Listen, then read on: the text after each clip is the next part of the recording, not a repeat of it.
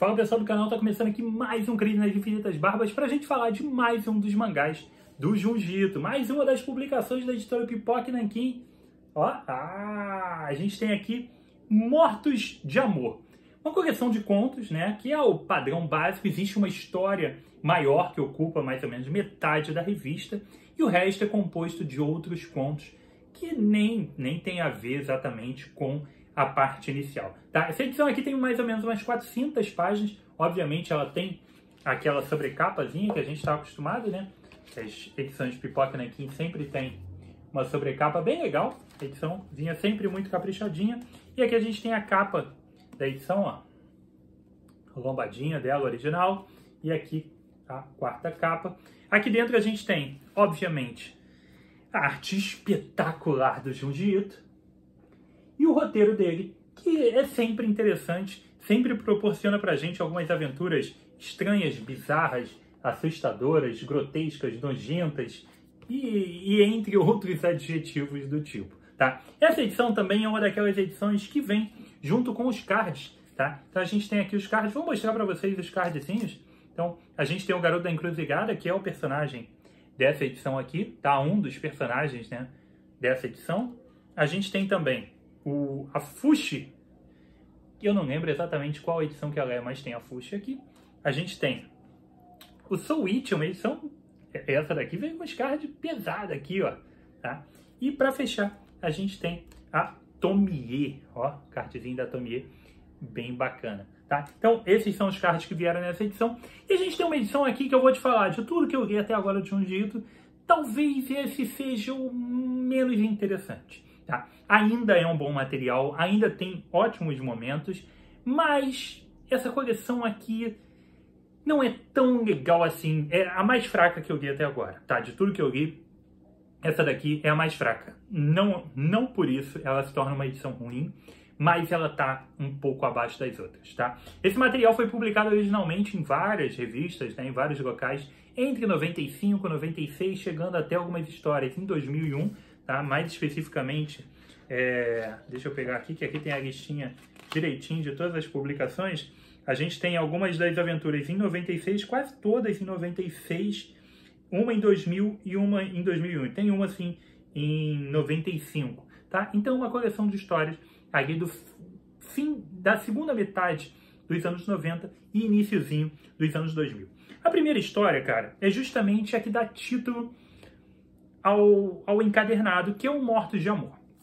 Essa daqui traz aquelas coisas bizarras e características da cultura japonesa, né? Eu nem sei, na verdade, se isso aqui realmente é, mas acredito que seja algo da cultura deles, que é você ir para uma encruzilhada, perguntar para a primeira pessoa que passar pela encruzilhada, passar por você perguntar alguma coisa para aquela pessoa, como se fosse...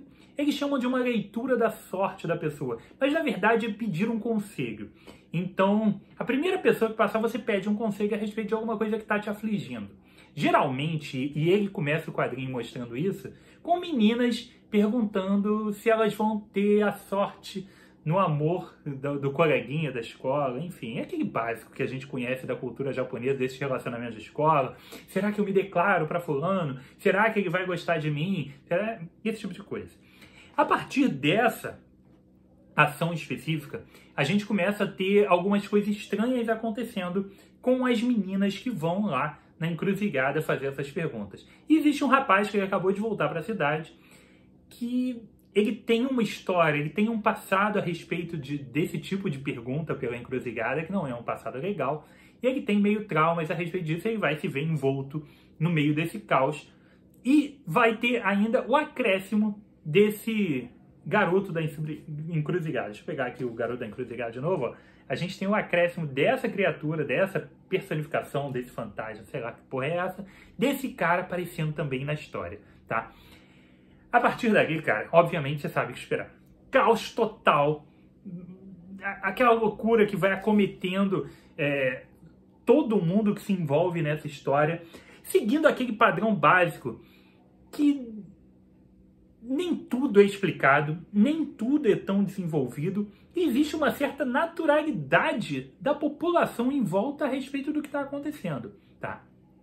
Isso para alguns, principalmente para quem não está iniciado no meio dos mangás, Pode parecer alguma coisa meio estranha, você tá entrando, embalando, aí, pô, eu vou começar a ler de um jeito porque tá todo mundo falando. Você não tá acostumado a ler mangás, a ler esse tipo de material, a estar envolvido com a cultura japonesa. Você pode achar estranho, cara, mas é desse jeito que eles contam histórias de terror, tá? Eles têm essa pegada mesmo, tá tendo alguma coisa assombrada aqui, tudo bem.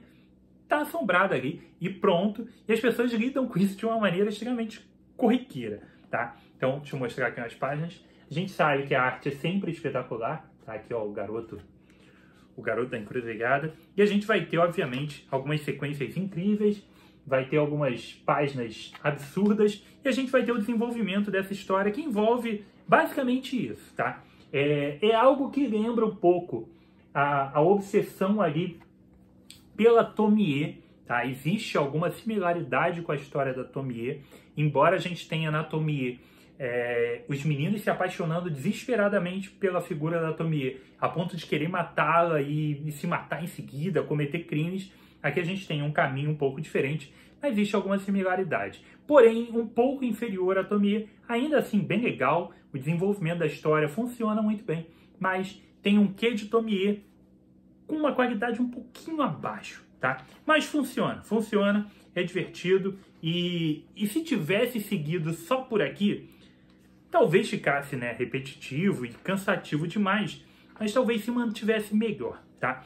Depois, a gente tem uma certa conclusão dessa história, tá? E a gente vai para uma história que é O Belo Garoto de Branco, que é uma continuação desse material. É uma historinha extra que amarra de vez toda essa história, tá? Então a gente tem aqui o garoto da encruzilhada, que é o garoto de preto, depois surge aqui o garoto de branco, ainda continuando essa história aqui da encruzilhada no dia de névoa, aqui, de neblina, de você fazer essas perguntas, tá? Então é um material legal, é um material que funciona e é jiu-jitsu, tá? Jiu-jitsu é sempre agradável, é sempre divertido.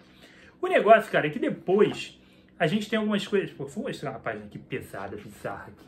Vocês verem uns bagulho doido aqui que tem no jiu-jitsu, tá? Depois a gente dá uma desanimada aqui no material. Sim, depois o material dá uma caída, porque a gente vai para duas histórias que... eu não embarquei, tá? Infelizmente não embarquei. A gente tem os bizarros irmãos Rikizuri, tá? Que é essa galera que tá aqui. Deixa eu pegar aqui uma imagem aqui da galera toda. Tudo começa com um menino salvando uma colega dele da escola e tudo mais, que ela tá querendo suicidar, e ela acaba ficando na casa dele um tempo. Na verdade, ela tem uma família com os irmãos bem bizarros, tá? E esses irmãos vão atrás dela e vão envolver, obviamente, esse garoto todo na história. Aqui, cara, a gente tem uma coisa, a gente tem um estilo de bizarrice, estranheza e terror pelo incômodo, principalmente, muito característico do Japão. Muito, tá? Só que os personagens, o bizarro, tudo, entra numa coisa que vai... Eu não diria que vai pro lado do Soul Eat, tá? Tem um pouco, talvez, do Soul Eat, mas a gente vai para esses personagens extremamente estranhos. É uma família bizarra demais, que a gente vê... guardadas as proporções e o estilo, obviamente, bem diferente, mas fazendo uma analogia com essas famílias bizarras que a gente vê nesses filmes de terror americano, tipo o Massacre da Serra Elétrica, entre outros. É uma galera totalmente desconjuntada, cara, um negócio estranho demais. Então, a gente tem um pouco disso aqui. E eles vão ocupar duas histórias. Eles ocupam essa primeira história, que eles aparecem pela primeira vez, e uma outra história a seguir. E essas duas histórias não são tão legais assim. Os personagens não são interessantes. O desenvolvimento da história, ele não tá muito pro terror. E ele não tem um gênero muito bem definido. Além do que eu te falei, eles são repugnantes demais, mas eles não chegam a ser um repugnante que traga pra gente uma curiosidade a respeito deles. Eles não se tornam interessantes por eles serem repugnantes. Eles se tornam chatos. E aí acabou que essas histórias aqui me desanimaram um pouco com a edição, que vinha bem. Vinha legal nessa história da encruzilhada. E aqui eu achei que ela deu uma caída. Embora essa primeira aventura especificamente, essa primeira aparição deles, ainda tenha seus momentos e tenha até uma boa conclusão, a história seguinte é muito fraca, tá? É muito fraca.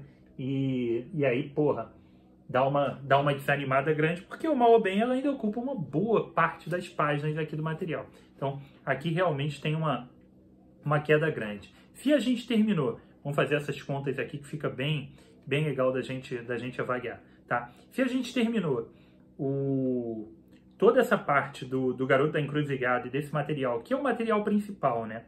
Que é o material que dá título. Se a gente terminou na página 246, a gente ocupou, ó, mais da metade da edição, né? São 400 páginas, e a gente ocupou mais da metade da edição.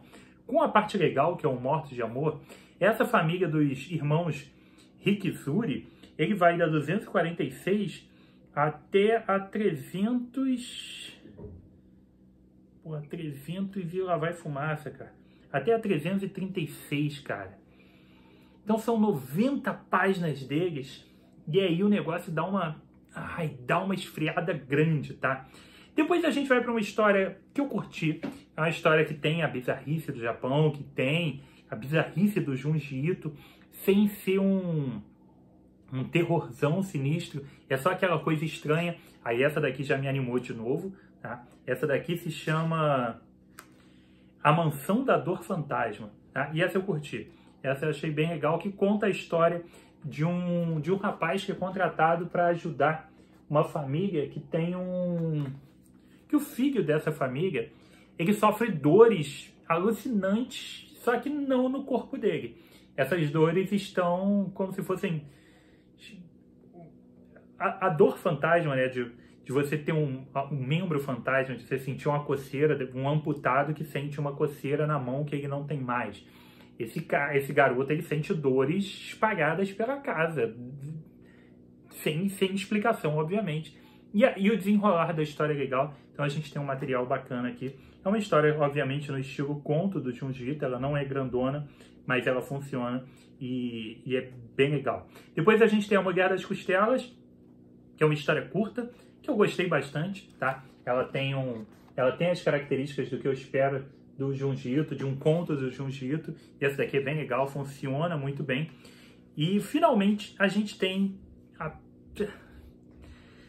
aquelas histórias que, cara, o Junji Ito, quando ele sai do terror, o negócio pra mim não anda, tá? Pra mim não anda, que é Memórias de um Cocô Realista. Sim, é exatamente isso que eu tô te falando. É uma história que tem 4 páginas, 4 páginas, e é a história de um menino que quer comprar um cocô, que ele viu vendendo um cocô que parece bem real, e ele tá obcecado por comprar esse cocô. O meu desânimo mostra o quanto eu gostei dessa história final. Então a gente tem aqui bons momentos, mas a gente tem 90 páginas arrastadas, pra mim arrastadas, e a gente tem a história do cocô, que o próprio nome dela diz tudo, né? Eu não preciso nem dizer mais nada. Cocô, tá? Então, mas ainda assim, cara, é uma edição legal, é um material, porra, acima da média dos outros. Só que quando você começa a ler os outros, não tem como, você vai comparar uma edição com a outra. Comparando tudo que eu li, não fui o cara que leu tudo de Junji Ito, mas já tenho um bom número de leituras, todas elas têm review aqui no canal, tá? Quando eu comparo todas, ela se torna a mais fraca pra mim. Ela, dentro do comparativo, dentro do poder que eu já vi narrativo do Junji Ito, isso daqui pra mim tá muito abaixo das outras, infelizmente. Mas ainda assim, uma edição legal, vem com os cardzinhos bacana, tá? E é sempre bom dar uma leitura num material totalmente diferente e bizarro, mesmo que tenha uma história do cocô, que seja escrito e desenhado pelo Junji Ito. E você, leu o Mortos de Amor? Curtiu o material? Escreve aqui embaixo pra mim o que você acha do Junji Ito, o que você acha dessa edição, o que você acha da coleção.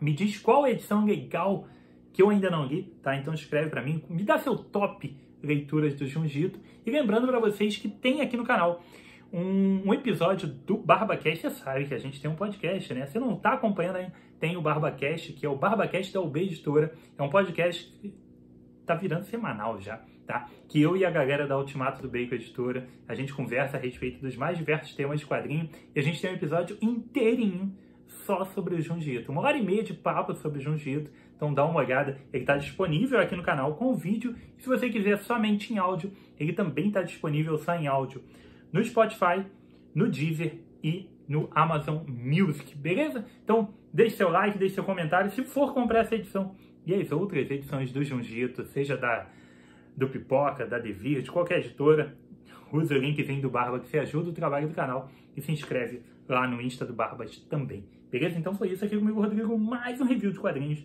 Um abraço e até a próxima.